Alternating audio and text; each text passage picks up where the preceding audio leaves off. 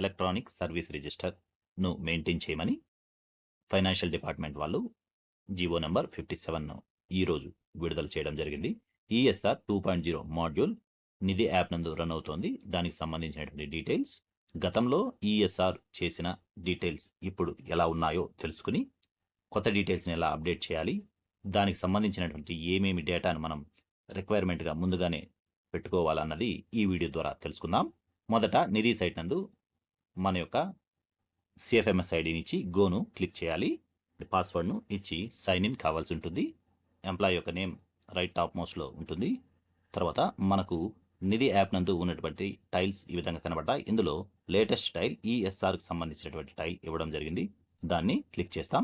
Click చేసిన వెంటనే దానికి సంబంధించినటువంటి డ్రీ మెనూ నందు ఎంప్లాయీ సర్వీస్ రిజిస్టర్ ఈఎస్ఆర్ 2.0 అనబడేటటువంటి కొత్త టైల్ ఇవ్వడం జరిగింది. దాన్ని క్లిక్ చేయవలసి ఉంటుంది.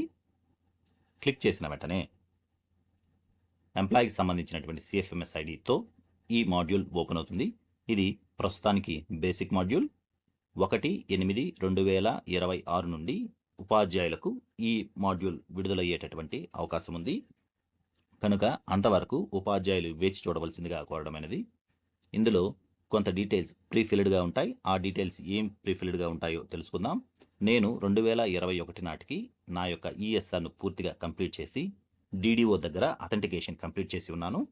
కనుక నేను కంప్లీట్ చేసినటువంటి డేటా ప్రస్తుతానికి ఏది సింక్రనైజ్ అయ్యి ఉందో వీడియోలో తెలియజేసేదానికి ప్రయత్నం చేస్తాను.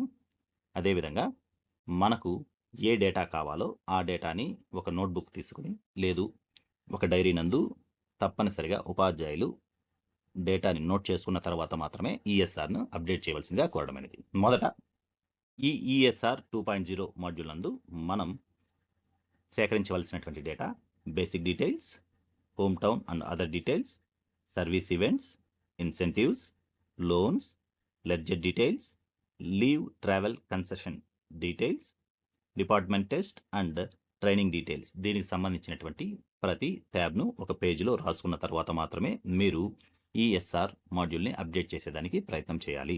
మొదట బేసిక్ డీటెయిల్స్. ఈ బేసిక్ డీటెయిల్స్ నిధి యాప్ నందు ఉన్నటువంటి ఈఎస్ఎస్ మాడ్యూల్ నుండి సింక్రనైజ్ అయ్యి ఈ డేటా ఇక్కడ కనబడుతుంది. ఈ డేటాలో మార్పు చేయాలంటే నిధి యాప్ నందు ఉన్నటువంటి ఈఎస్ఎస్ మాడ్యూల్ నందు మార్పు చేసి డిడిఓ గారు అథెంటికేషన్ వేసిన తర్వాత మాత్రమే వాటి యొక్క డేటా ఇక్కడ రిఫ్లెక్ట్ అయ్యేటటువంటి అవకాశం ఉంది. ఇందులో మొదట పర్సనల్ డీటెయిల్స్.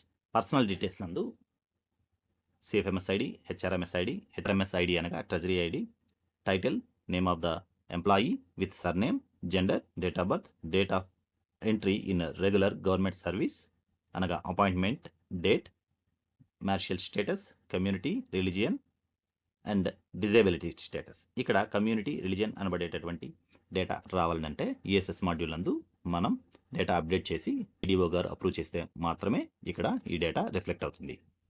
తర్వాత present post and office details data మొత్తం ఇక్కడ ఉంటుంది. ఇక్కడ service rules, class in service rules, branch in service rules, ఇవి మాడ్యూల్ ఇంకా రన్ కావాల్సి ఉంది. ఈ మాడ్యూల్ అందరికీ ఒకేసారి సింక్రనైజ్ అవుతుంది. ఆ సింక్రనైజ్ అయిన తర్వాత మాత్రమే ఈ మాడ్యూల్ నందు డేటా రిఫ్లెక్ట్ కాబడుతుంది. తర్వాత employee personal details. Employee personal details నందు Aadhaar number, PAN number, GPF లేదా PRAN number, GIS category, APGLI policy number, mobile number, mail, bank IFSC code, bank branch name, bank account number. తర్వాత address details. ఇక్కడ నుండి నేను గతంలో ఎస్ఆర్ను complete చేశాను కనుక నా డీటెయిల్స్ ఇందులో కనబడతాయి. కొత్తగా ఈఎస్ఆర్ మాడ్యూల్ను ఓపెన్ చేసినటువంటి వ్యక్తులకు ఈ ట్యాబ్స్ నందు డేటా నిల్లో చూపిస్తుంది. పర్మనెంట్ అడ్రస్ డీటెయిల్స్, తర్వాత కమ్యూనికేషన్ అడ్రస్ డీటెయిల్స్ కనబడతాయి. ఈ కమ్యూనికేషన్ అడ్రస్ డీటెయిల్స్ కానివ్వండి, పర్మనెంట్ అడ్రస్ డీటెయిల్స్ కానివ్వండి, ప్రూఫ్ ఆఫ్ ఆధార్ కార్డ్ ద్వారా మాత్రమే తీసుకోబడుతుంది. తర్వాత ఫ్యామిలీ మెంబర్స్. ఈ ఫ్యామిలీ మెంబర్స్ నందు గతంలో నేను నా యొక్క స్పౌస్ డీటెయిల్స్ ఇక్కడిచ్చి ఈకేవైసీ, తను కూడా ఎంప్లాయీ కనుక తనకు సంబంధించినటువంటి ఈకేవైసీని కంప్లీట్ చేసి ఉన్నాను. ఈ ట్యాబ్ను క్లిక్ చేస్తే తన యొక్క డీటెయిల్స్ అథెంటికేషన్ అయిందా లేదా అని కనబడుతుంది. తర్వాత వ్యూ అనే ఆప్షన్ క్లిక్ చేసిన తర్వాత డీటెయిల్స్ కనబడతాయి.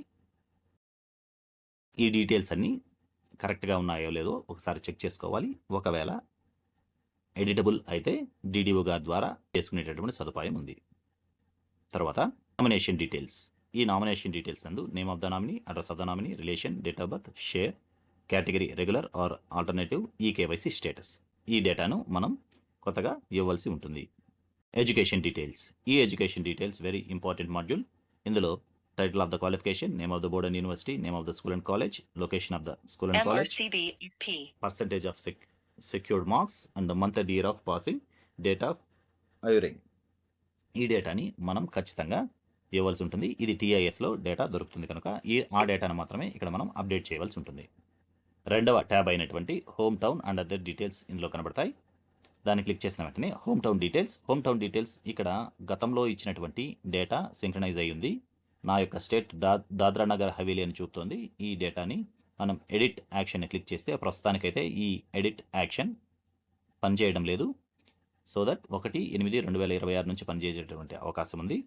దానికి సంబంధించినటువంటి డీటెయిల్స్ ఇక్కడ క్లిక్ చేస్తే home town details SR copy page number దగ్గర నుండి డిక్లరేషన్ ద్వారా ఈ డీటెయిల్స్ అన్ని ఇవ్వడం జరుగుతుంది. ఒకవేళ ఇందులో మార్పు ఉంటే ఎడిట్ చేసుకునేటటువంటి అవకాశం కూడా ఉంది. రెండవ option place of birth and other details.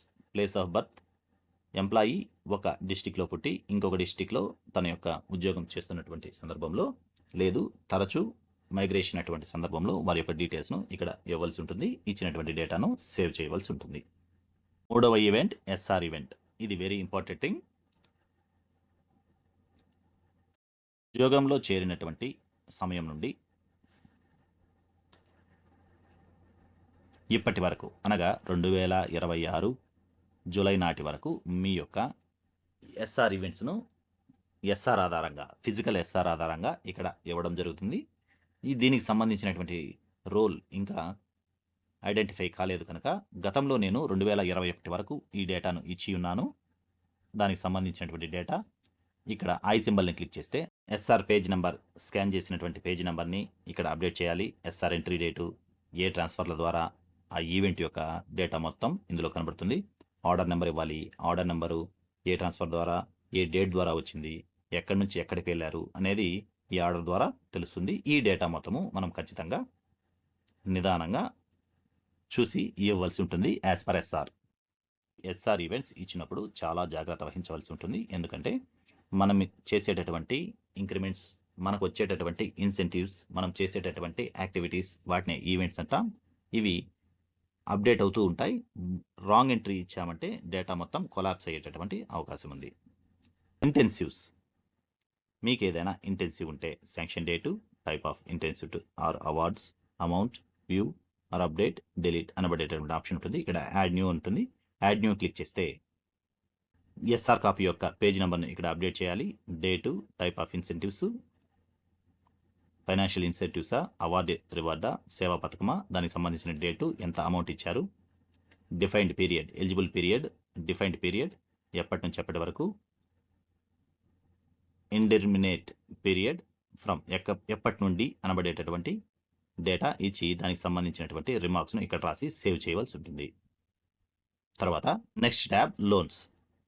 ఈ లోనుకు సంబంధించి మీరు లోను ఇంట్రెస్టింగ్ బేరింగ్ ఏమైనా చేస్తున్నారా అంటే కంప్యూటర్ అడ్వాన్స్ కానివ్వండి, మ్యారేజ్ అడ్వాన్స్ కానివ్వండి, హౌస్ బిల్డింగ్ అడ్వాన్స్ కానివ్వండి, motorcycle advance, moped, bicycle advance కానివ్వండి, ఏమైనా తీసుకుని ఉంటే దాన్ని సెలెక్ట్ చేసుకుంటాం.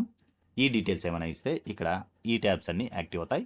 ఆ యాక్టివ్కి సంబంధించినటువంటి డేటా అంతా ఇచ్చి లోన్ రికవరీ ప్రిన్సిపల్ డీటెయిల్స్ కూడా ఇవ్వాల్సి ఉంటుంది. దానికి సంబంధించినటువంటి ఇంట్రెస్ట్ డీటెయిల్స్ కూడా ఇక్కడ ఇచ్చి డేటాను సేవ్ చేయవలసి ఉంటుంది. తర్వాత లీవ్ లెడ్జర్.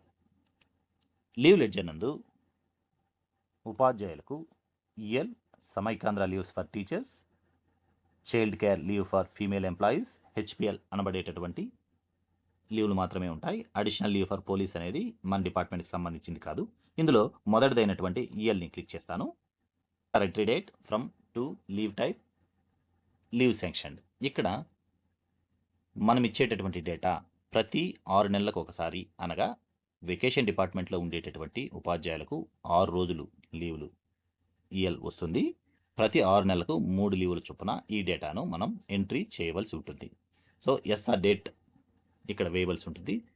సెలెక్ట్ డేట్ అనేది ఎస్ఆర్ టైప్ ప్రకారం, ఎస్ఆర్లో స్టార్టింగ్ డేట్నే మనం సెలెక్ట్ డేట్గా ఇచ్చి డేటాని ఇవ్వాల్సి ఉంటుంది. విపులంగా ఈఎస్ఆర్ మాడ్యూల్ వచ్చినప్పుడు పూర్తిగా వివరించేదానికి ప్రయత్నం చేస్తాను. Samaikandhra leave for teachers. SR entry date, from to, number of leave in credit, number of leave availed, number of leave in balance, ఈ డేటా ఉంటుంది. దీనికి సంబంధించినటువంటి డీటెయిల్స్ కావాలంటే వ్యూని క్లిక్ చేస్తే సంబంధించినటువంటి పూర్తి డేటా ఉంటుంది. ఇందులో ఏదైనా ఎడిట్ ఉంటే ఎడిట్ చేసుకునేటటువంటి సదుపాయం కూడా ఉంది. Child care leave for female employees, వారు ఎవరైనా డేటాను ఉపయోగించుకుంటే యాడ్ న్యూ క్లిక్ చేసి SR entry date, from to, number of CCL sanctioned ఇక్కడ క్లిక్ చేసి డేటాను సేవ్ చేయవలసి ఉంటుంది. హెచ్పిఎల్ డేటా, హెచ్పిఎల్ అంటే half pay leave data, from to date, ఎన్ని సంవత్సరాలు కంప్లీట్ అయింది, దానికి సంబంధించినటువంటి డీటెయిల్స్ ఇందులో ఉంటాయి. వ్యూ బటన్ క్లిక్ చేస్తే ఎప్పటి నుంచి ఎప్పటి వరకు ఎన్ని లీవులు క్రెడిట్ అయ్యాయనేది ప్రతి సంవత్సరానికి 20 లీవులు చొప్పున మీకు డేటా ఎంత ఉన్నది ఇందులో చూపుతుంది. ఈ డేటాకు సంబంధించినటువంటి ఎంట్రీస్ ఈ విధంగా వేయవలసి ఉంటుంది. హెచ్పిఎల్ సాధారణంగా leave on private affairs or on medical certificate, committed leave on medical certificate full pay, leave not due on MC medical leave అనబడేటటువంటి డేటా ఉంటుంది. దీనిపైన పూర్తి వివరణతో వీడియో చేస్తాను. లీవ్ ట్రావెల్ కన్సెషన్ ట్యాబ్ నందు అవైల్డ్ ఎనీవేర్ ఇన్ ఇండియా, సాధారణంగా ఇది gazetted ఆపై ఉండేటటువంటి వారికి ఎల్టీసీ సౌకర్యం ఉంటుంది. సాధారణంగా ఉపాధ్యాయులకు ఈ ఎల్టీసీ సౌకర్యం చాలా తక్కువ. ఒకవేళ డేటా ఉంటే యాడ్ న్యూ డేటాను ఇచ్చి సబ్మిట్ చేయవలసి ఉంటుంది. తర్వాత చిట్ట చివరి tab department test and trainings. Department టెస్ట్లకు సంబంధించినటువంటి డేటా ఆల్రెడీ నేను ఇచ్చి ఉన్నాను. దానికి సంబంధించినటువంటి details view and update click చేస్తే డేటా కనబడుతుంది. ట్రైనింగ్ ట్యాబ్ను క్లిక్ చేసిన వెంటనే ఎల్ఈపి ట్రైనింగ్ 2010 నందు వెళ్ళినటువంటి ట్రైనింగ్ యొక్క డీటెయిల్స్ వ్యూ అండ్ అప్డేట్ని క్లిక్ చేస్తే డేటా కనబడుతుంది.